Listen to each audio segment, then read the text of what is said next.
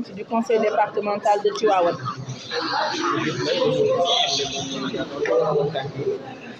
li waral tànk yi mooy comme chaque année la Oumma islamique se réunit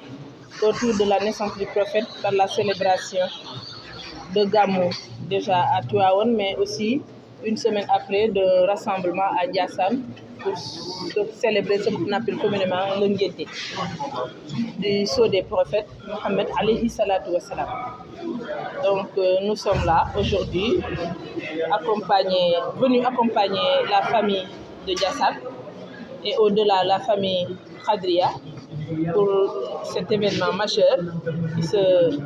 qui a lieu tous les ans ici à Ndiassane. Voilà, un petit rappel sur les réseaux sociaux parce que vous savez qu'à chaque fois on voit des choses qui paraissent, ça fait partie des réseaux sociaux. J'ai pas compris. Des fois on voit des choses sur les réseaux sociaux qui ne sont pas modifiées.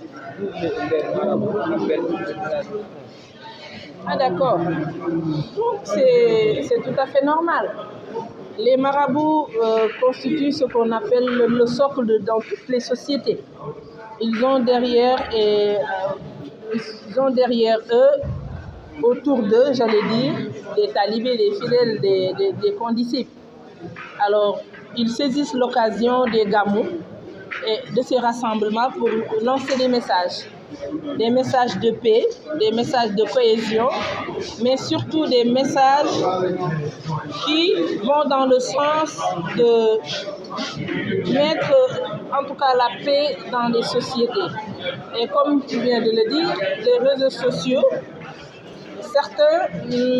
n'ont pas compris le vrai sens d'un média social.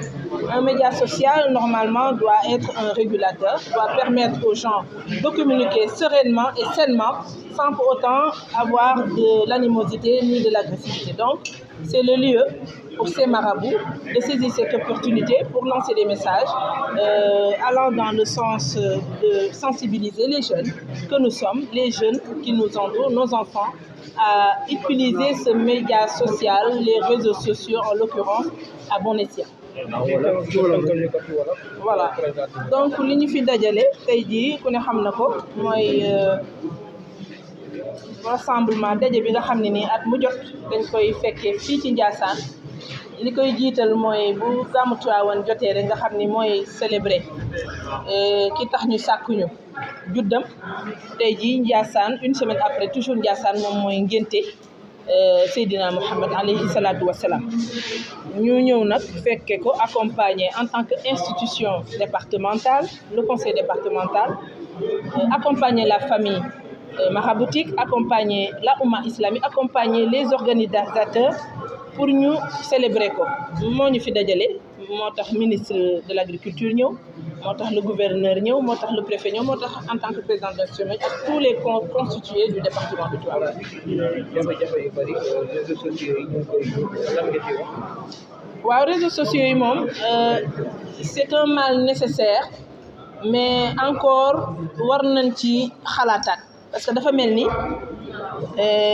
suñu mbokk yi surtout ndaw ñi comprendre ñu lan mooy solo outil boobu nga xam ni àddina ak jamono mooy dox ba indi ko ci suñu loxo mu war a doon jumtukaay boo xam ne nii dafa war a régler problème mais warul indi problème ñu gis ni ñu bari dañ koy utiliser di ci lancer ay messages yoo xam ne nii tegginawul di ci def loo xam ne nii du naka su du noonu ñu war leen a nag comme ñoom sëriñ si yàlla dafa def ñu am ñu ànd ak ñoom nekk seen ginnaaw ñu ne seen wet seen message mën na egg foo xam ne nii war na mën a jariñ ndaw yi looloo tax bu ñu amee daje yi rafetlu nañ ñoom it ñu yëkkati seen kàddu def ko ci loolu mooy ñu xam ne réseau social dafa war a defar société ba warul yàq kon ñu woo suñu mbokk yi suñu doom yi suñu am di jaam yi suñu xarit yi suñu rakk yi ñu bàyyi utilisation média social pour régler des comptes pour xasaate pour wax lu ñaaw parce que taxu koo jóg mën naa ni war nañ ko mën a utiliser di ci jàng di ci gëstu xam-xam di ci yeete di ci jàllale message muy rapprocher les distances rapprocher les familles mais pas pour xeex wala pour def lu ñaaw loolu daal man rafetlu naa li tax ñu yëkk ci seen kàddu que sëriñ fépp ñoo war a def noonu pour yee suñu mbokk yi. mais at yi passé gis nañu ngeen reboiser dëkk bi samp garab yi léegi xam naa ne màgg na ren di conseil départemental naka la ñëw ci gàmmu gi. waaw ñun xam nga on se base toujours ci rencontre yi ñuy def préfecture ak gouvernance ci la ñuy yónnee suñu ndaw foofu ñu wax ñu seeni doléance donc ren doléance yi ñu waxoon rek moom la ñu satisfaire du ñu jëlati rek di reboiser parce que reboisement bi bañ koy def dafa doonoon nécessité parce que boobu résidence bi ngi soog a ñëw ñu war ko defar ba mu mucc ayib ñu dugal ci suñu loxo léegi nag bu suñu ndaw demee ca réunion yooyu muy CRD ak CDD ci la ñuy wax ñoom seen expression de besoin jébbal ko conseil départemental taxaw ci boo seetee média bi gis nga ni barki démb def naa une forte délégation du conseil départemental ànd ak samay ñoo ñu ñëw indil leen doléance boobu ñu xam ne moom la ñu laajoon di wax rek ñun département bi yëpp la ñuy jox taxawee noonu parce que loolu mooy suñu rôle yéen waa presse bi nag ñu leen di sant rek di leen gërëm di leen ñaanal yal na yàlla wéral seen i cër ak seen xel ba seen liggéey gën a sell di sant ñëpp wasalaamaaleykum wa rahmatullahi wa barakatuh. Mais j'ai pas mais attends Arona j'ai conclu et tu me fais faire.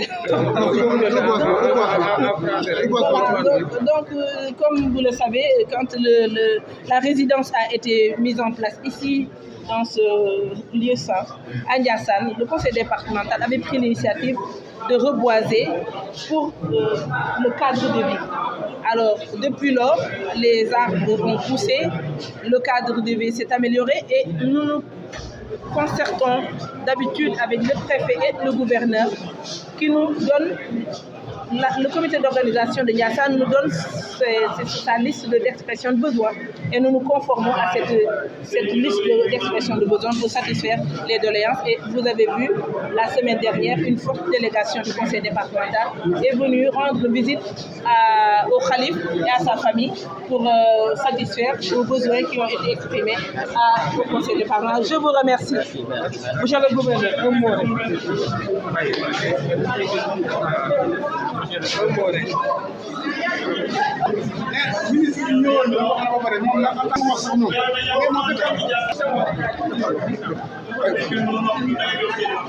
Monsieur le gouverneur, bonjour. Bonjour. Monsieur le gouverneur, je suis chargé de travail et le ministre de l'Intérieur nous a en charge de Gamou. Après le Gamou, qu'est-ce que vous avez fait? On était là pour vraiment dire toute notre satisfaction pour avoir accompagné l'ensemble des foyers religieux pendant le Gamou. On avait reçu les instructions du ministre de l'Intérieur depuis la présidente de la République, mais on a essayé d'appliquer toutes les mesures pour permettre à tous les foyers religieux d'être dans d'excellentes conditions, pour célébrer leur culte, mais aussi recevoir leur pèlerin dans d'excellentes conditions. Et tout cela a été fait grâce à l'adhésion de tout le monde, tout le commandement territorial, les chefs de services techniques, mais aussi les autorités religieuses qui nous ont accompagnés dans cette dynamique unitaire qui nous a permis aujourd'hui de boucler avec le Gamou de Ndiassane. waaw dañuy sant bu baax rek sant ñëpp jàpp si liggéey bi parce que dañu santoon ci këru diine yi ñu gunge leen ci liggéey bi ñu nekkoon liggéey bi nag mi ngi woon doo tàmbale woon fu sori di ñëw ba yegg si fii mais luñ ci mënte def ko rek dafa fekk ñu gunge ñu si kan moo ñu si gunge mooy chef de service technique yi ndax ginnaaw administration territoriale bi ñu mobilisé woo ba noppi dañu ànd ak chef de service ci liggéey mais ànd ak élus locaux yi mais aussi élus locaux yi bi ñu gunge ba noppi autorités religieuses yi aussi accompagné ñu joxonte loxo xam ne li ñuy def jaamu yàlla la su ko defee bu ci élus locaux yi jàppee fii autorité religieuse yi jàpp fii ñun ñu coordonné loolu moo waral tey ñu am ndam gàmmu yi bari woon na mais alhamdulilah tey ñu tëj ak gàmmu Ndiassane mu nekk sant yàlla bu baax nag sante ko ñëpp ñi nga xam ne ñoo si jàpp ba liggéey bi ba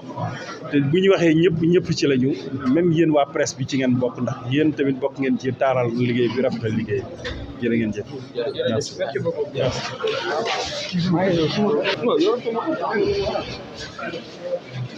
Voilà.